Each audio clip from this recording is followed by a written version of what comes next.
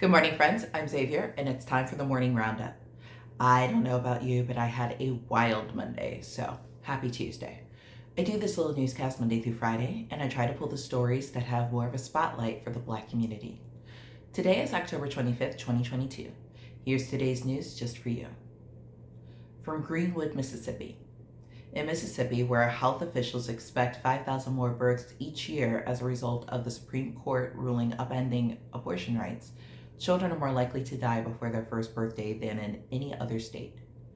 Mississippi has the nation's highest fetal mortality rate, highest infant mortality rate, highest preterm birth rate, and is among the worst states for maternal mortality. Black women are nearly 3 times more likely to die due to childbirth than white women in Mississippi. But access to pre- and postnatal care has dwindled in Mississippi since the June ruling, making childbirth even more dangerous for poor women and children. The only neonatal intensive care unit in the state's impoverished Delta region closed in July under financial pressures, moving life-saving care for ill or premature newborn babies about 2 hours away by car. And now, the publicly owned Greenwood Hospital has announced the permanent closure of its labor and delivery unit, saying it can't pay competitive wages and retain experienced nurses. The area's women will need to travel about 45 minutes to give birth at a hospital.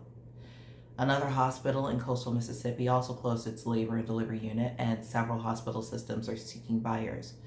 All are facing more pressure due to the state's refusal to accept Medicaid expansion and the billions of federal dollars it would provide for health care in the state.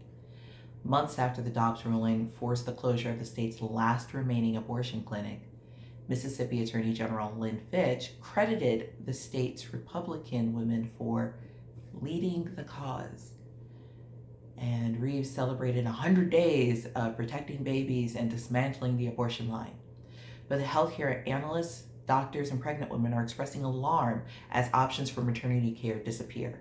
More than 2.2 million women of childbearing age live in maternity care deserts in the U.S., and another 4.7 million live in counties with limited maternity care access.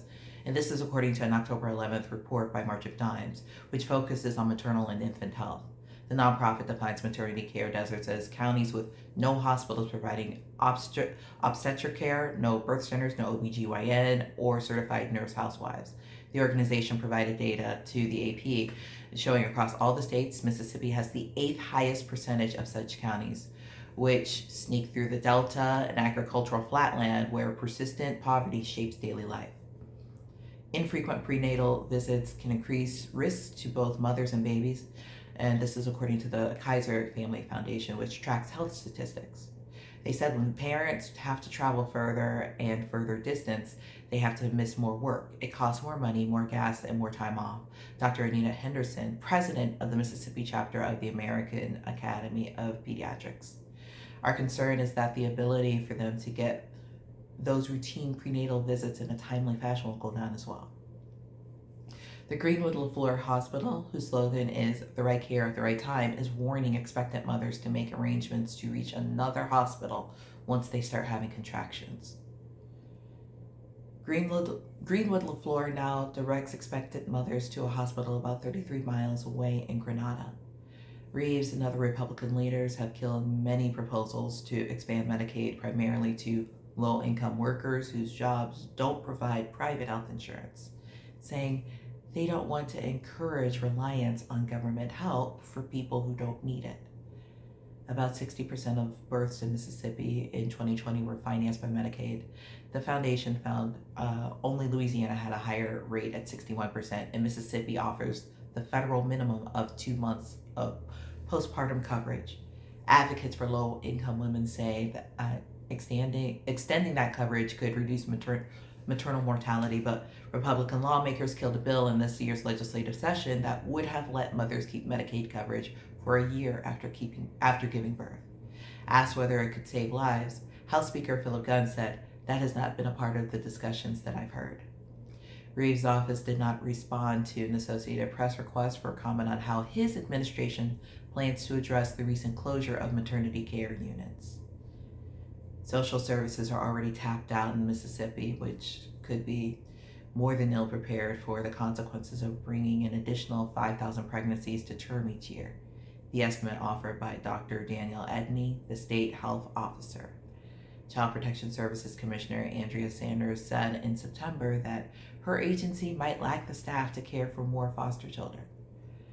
But in the Delta now, providers and patients have more immediate concerns, such as OBGYN services becoming harder to obtain. Greenwood Hospital ceased to operate a OBGYN clinic across the street on October 15th. The University of Mississippi Medical Center has agreed to operate the clinic, and the hospital is negotiating a long-term lease for the entire hospital with UMMC. A nurse at Greenwood Hospital, who asked that her name not be used because she wasn't authorized to speak about her employer, wonders how the clinic will be able to operate without a nearby delivery unit. She says it's bad. We're all shocked at their decision. What sense would it make for them to have a clinic and then you have to drive 30 to 40 miles away? 2 obstetricians have already decided to leave the clinic. That's according to the Greenwood Commonwealth. At least one said the distance between the clinic and the closest delivery unit would be too much to bear. This is why it's so important to vote. Voting day is Tuesday, November 8th, 2022. Voting information is in the link in the description. All right, next up from Philadelphia. A New Jersey man pleads guilty in a police car fire at George Floyd protest. Carlos Matchett admitted in court that he set fire to an overturned police car in Philadelphia, saying he sprayed the car with lighter fluid before throwing the whole bottle into the burning car. Matchett admitted to setting a police vehicle on fire during protests in Philadelphia over the police killing of George Floyd, and he has pleaded guilty to federal charges on Friday. The New Jersey native pleaded guilty to felony counts of obstructing law enforcement during a civil disorder and traveling to incite a riot. This is as reported by the Philadelphia Inquirer. In exchange for the pleas, prosecutors agreed to drop arson charges that would have carried a 7-year mandatory minimum prison term. Matchett, who is to be sentenced in February, is the 4th defendant to acknowledge having set police cars ablaze during a mass demonstration outside Philadelphia City Hall, and this was in May 2020. He was also charged in an Atlantic City protest the next day that began peacefully but ended up with theft and vandalism at outlet stores. According to a criminal complaint, police in New Jersey arrested Carlos Matchett at the scene with a folding knife, a hatchet, and a jar containing what appeared to be gasoline. Authorities allege that he had a social media page containing a post stating, "Let's start a riot," and video showing him urging people to enter a store. Matchett admitted in court that he set fire to an overturned police car in Philadelphia, saying he sprayed the car with lighter fluid before throwing the whole bottle into the burning car. He also acknowledged having live streamed his efforts to encourage looting in Atlantic City. 3 other people remain accused of setting police cars ablaze in Philadelphia during the demonstration. 1 awaits sentencing and 2 face trial. From Detroit, recording artist, music exec, and Berry Gordy's brother, Robert Louis Gordy, dies at 91. Robert Louis Gordy, the youngest brother of Motown Records founder Berry Gordy, passed away on Friday. He was 91. He debuted in the music industry in 1958 with the song "Everyone Was There," which he co-wrote with his brother Berry under the alias Bob Cayley. While working for Motown, he started acting in 1972, playing a drug dealer in the film Lady Sings the Blues, and eventually took over Joby Music Publishing. Despite having little experience in the music publishing industry, Robert Gordy successfully ran the business for over 20 years. He transformed it from a holder of song copyrights into a thriving global publishing company. The Detroit News reported that Robert cherished his time with his family and friends and participated in golf and chess tournaments. He will be missed. From Madrid, Real Madrid forward Vinicius Jr. believes fans found guilty of racist abuse should be banned for life from attending games. The 22-year-old Brazilian was the victim of abuse in September when Atletico Madrid fans were filmed directing racist chants at him outside their Wanda Metropolitano Stadium ahead of their game against Real. It's hard to say that racism in soccer will end with so many people still doing it, but I like to believe that there are more good people than bad. All the racist people must pay in some way if they like to watch soccer, so those Atletico Madrid fans should never be allowed to step foot in a stadium again.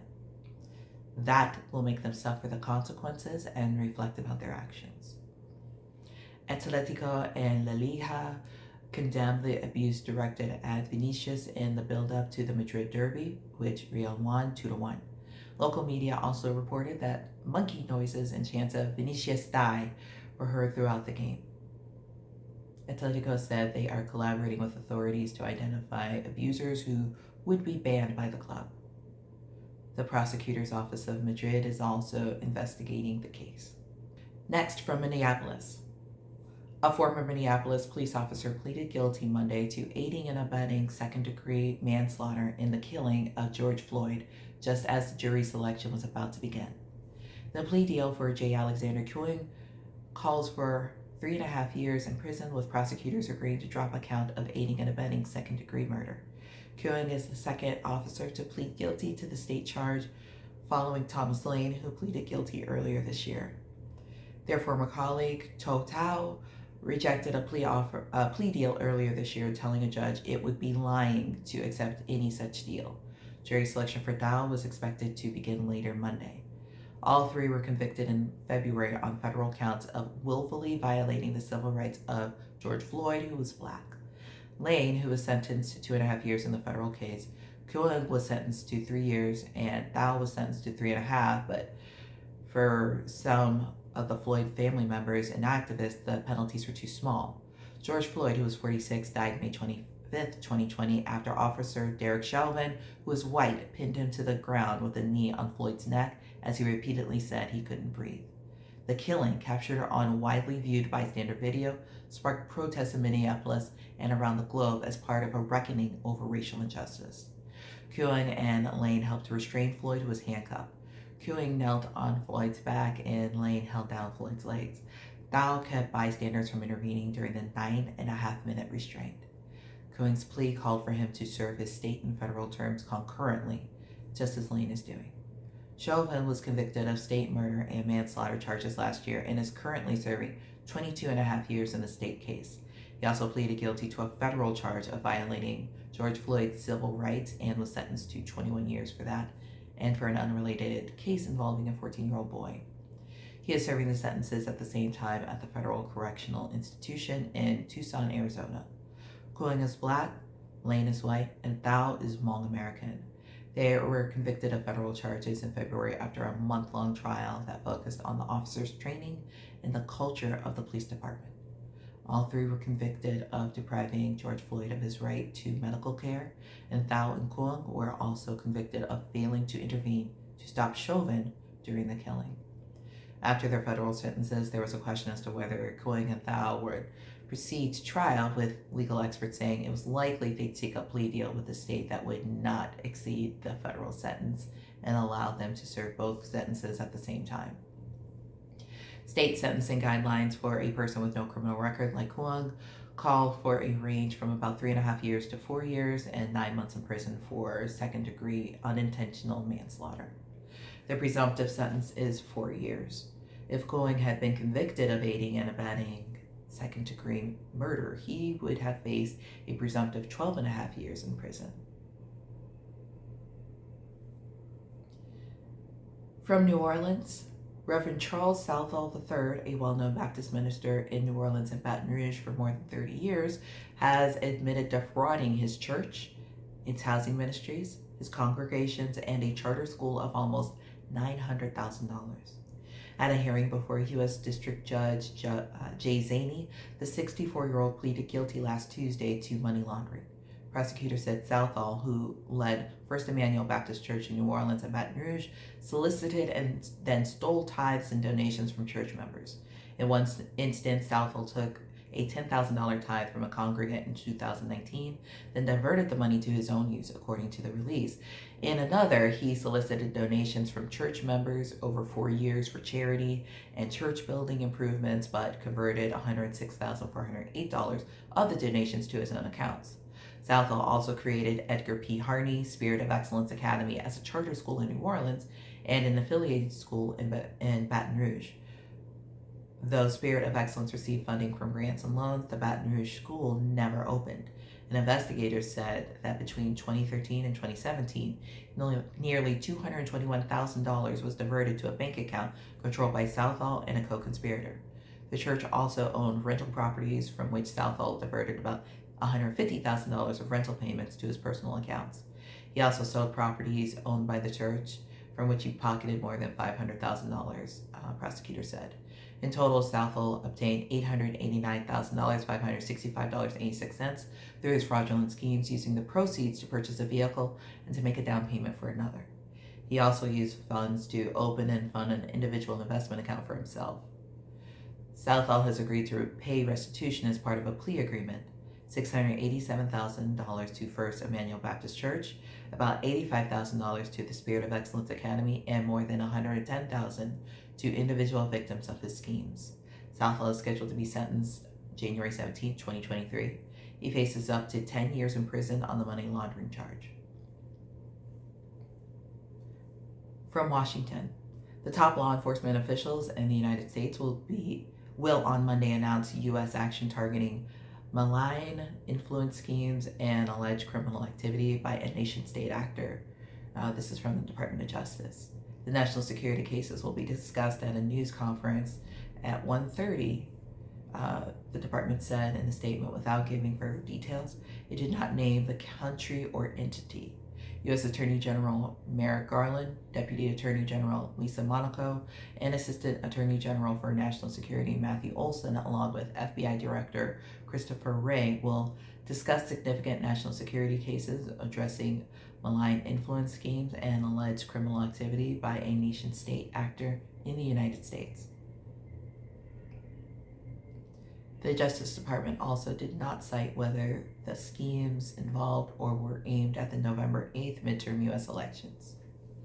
In July, the Justice Department filed charges over a multi-year political operation aimed at spreading Russian propaganda or influencing U.S. elections. In November 2021, the United States imposed Iran-related sanctions over attempts to influence the 2020 U.S. presidential election.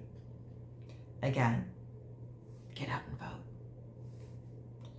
From Akron, Ohio, all 8 cops who were involved in killing Jayland Walker this summer have returned to duty, even in the wake of the ongoing investigation. I should say alleged killing. 25-year-old Jayland Walker was stopped due to a traffic violation. It is also alleged that 8 officers who fired their guns over 90 times with 46 confirmed shots, hitting and killing Jayland while he was chased. It is alleged the officers turned off the mics on their body cameras when they realized that he didn't have a gun. Well, thanks so much for watching, and I'll see you tomorrow. Keep up with me on Instagram at The Morning Roundup. I also have another show called The Black Case Files, where I do more of a deep dive on murders, mysteries, conspiracies, and history, focusing on people of color. That show is always linked below. Make sure you're registered to vote, and I will see you tomorrow. Bye, friends.